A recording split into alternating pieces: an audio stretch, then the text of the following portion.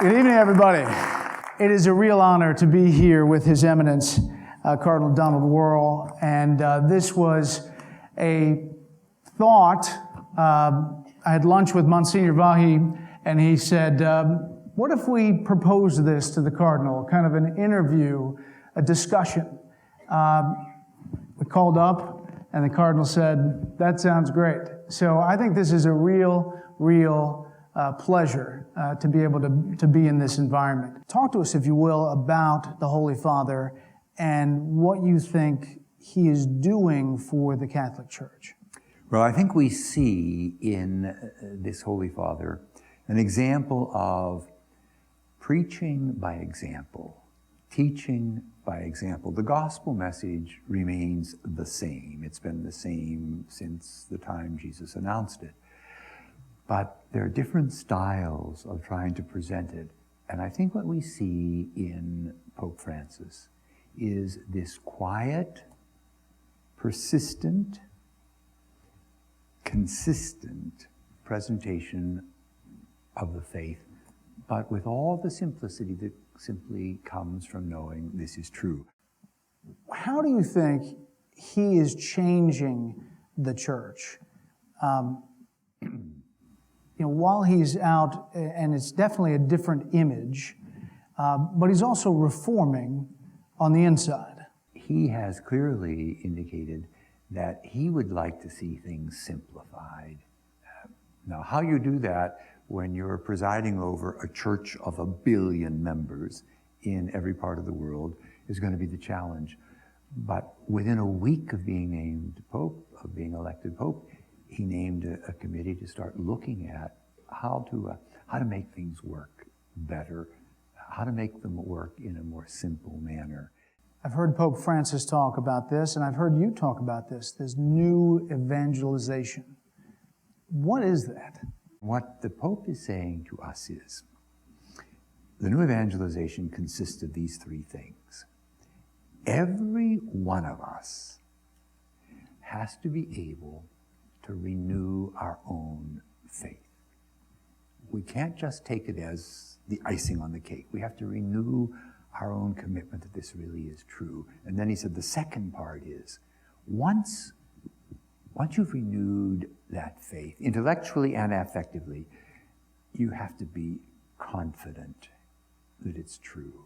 And if you stand in that confidence, you're going to want to do the third thing, and that is share it. What do you tell people that the church brings to society? What does the church bring? It brings what it has brought to the world for 2,000 years. It brings an invitation to come to know Jesus Christ. And we do that over and over again. Everyone does that. It is a challenge day to day living in the current culture. The church confronts a lot of new cultural standards all the time. Can you talk about that for Catholics, living in today's world, and some of the things, give and take, that the church has talked about on certain issues? We have to remember that there are voices speaking to us that derive their inspiration from sources other than the gospel, other than revelation. And so we need to listen, but we need to be critical.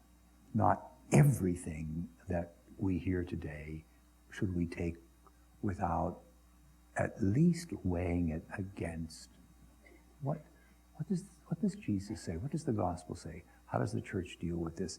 The Pope recently talked about homosexuality. It seems like the Holy Father was saying to be inclusive. How do you translate that message in a current world with the church's teaching about what that's all about?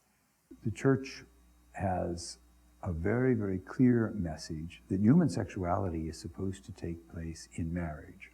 The church has the responsibility, every priest has the responsibility in the pulpit to proclaim the teaching as it is, in all of its beauty and all of its strength.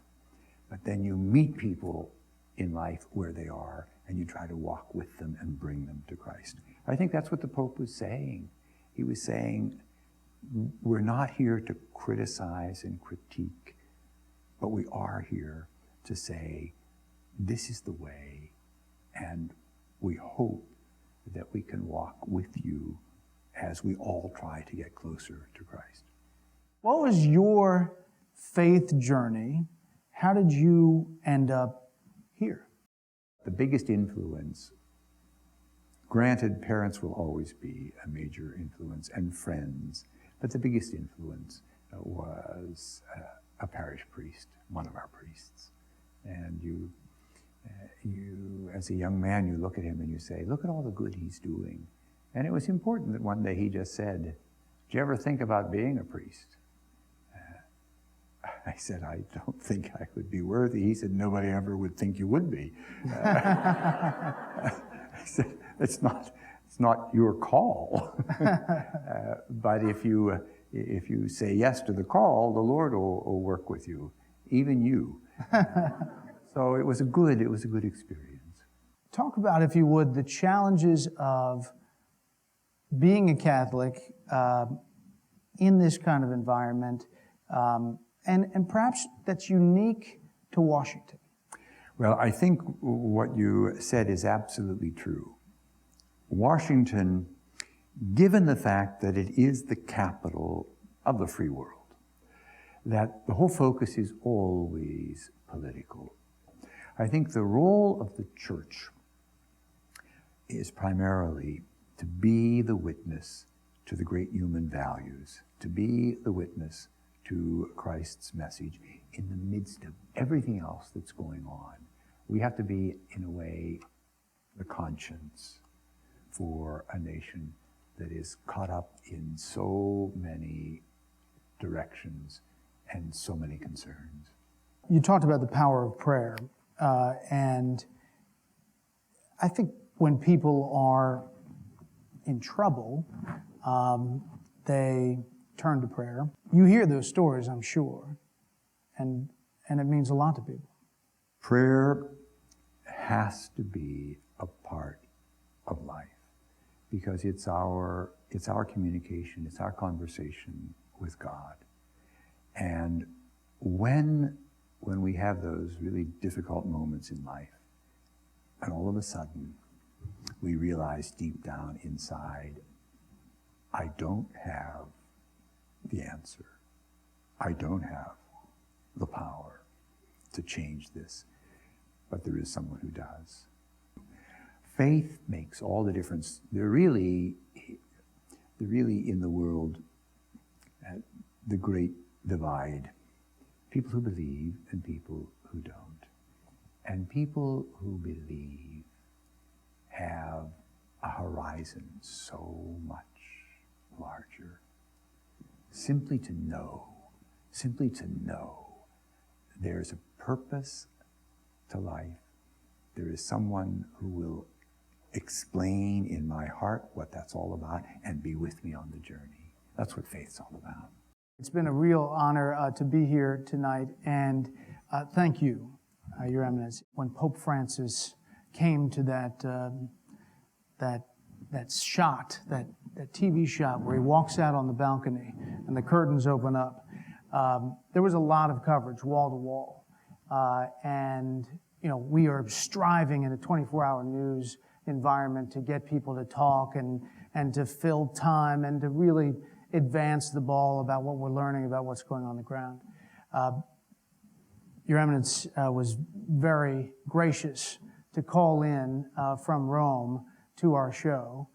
He's been on a few times and has never shied away from tough questions, tough issues, and I think that that's a real credit to you. So it's a real honor for me to be here tonight.